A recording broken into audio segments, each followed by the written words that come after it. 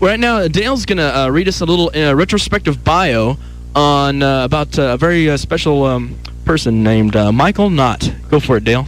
All right. When I first got saved and stuff like that, there wasn't a whole lot of bands that really I could relate to coming out of the music I listened to and stuff like that. But Mike Knott, he dealt with stuff that really hit home, and really stuff that I dealt with, and just really on a level that some people would even dare to say that he was had gone a little bit too far. But man, he just really he knows how to tell stories. He's a good storyteller, and he tells it like it is. Well, there are many things that can be said about the complex Michael Knott, looking back at his controversial career that expands over a decade in the Christian market. One must first realize that he is a storyteller. After several attempts in forming a band, including the High Tops in 1978 with his sister Bridget, Michael Knott founded the now famous Lifesavers Underground to record their first album, Shaded Pain, in 1987. The themes that Mike Knott dealt with were the harsh realities of Californian urban life, including the consequences of prostitution and drug abuse. Many consider this amazing project to be Christian music's first alternative album. From there, Michael opened up Blonde Vinyl Records that became home for many Christian acts that wouldn't stand a chance of being heard in the CCM market of today. The independent label made a beginning for many of those involved in Christian music today. Some of these bands include Lust Control, Didophobia, Chuck Cummings from Dakota Motor Company, and Jason Martin from Starflyer 59.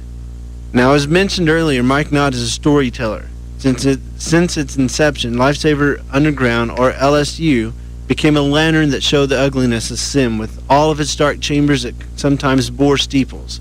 For this, Michael Knott is many times misunderstood, even though he also shows us that God's grace is greater than all of our sins. As a pioneer of Christian music in the early 80s and as a pioneer today, Michael Knott has been criticized, admired, respected, and condemned, only to continue the industry's most mysterious artist.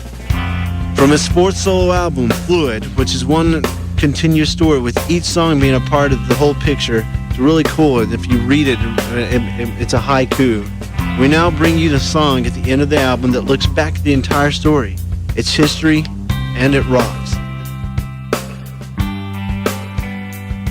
She took Cadillac to the railroad track. She drove crazy fast as her life moved past.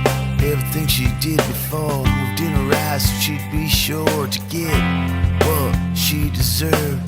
She started begging in her words. She said, Jesus, I know you're true. She said, Jesus, come take me through.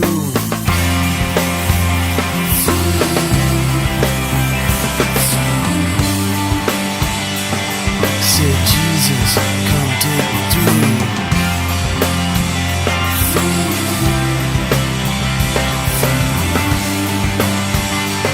Said, Jesus, come take me through.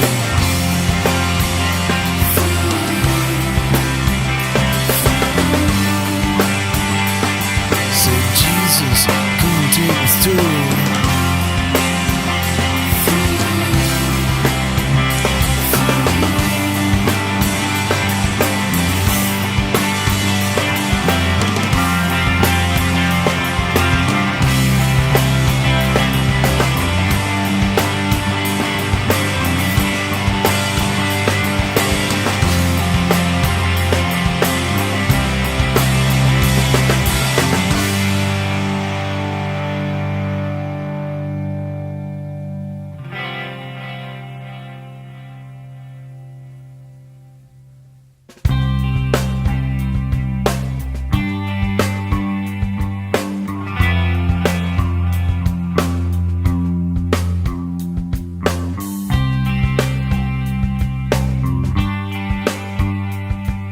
She called out loud in a coma state. Death was near, the stakes were great. She ate too much of her own words, lived reckless. It's a crazy bird when it flies into a clear window. Smash it goes, everyone knows it did. What it wanted to do is the inner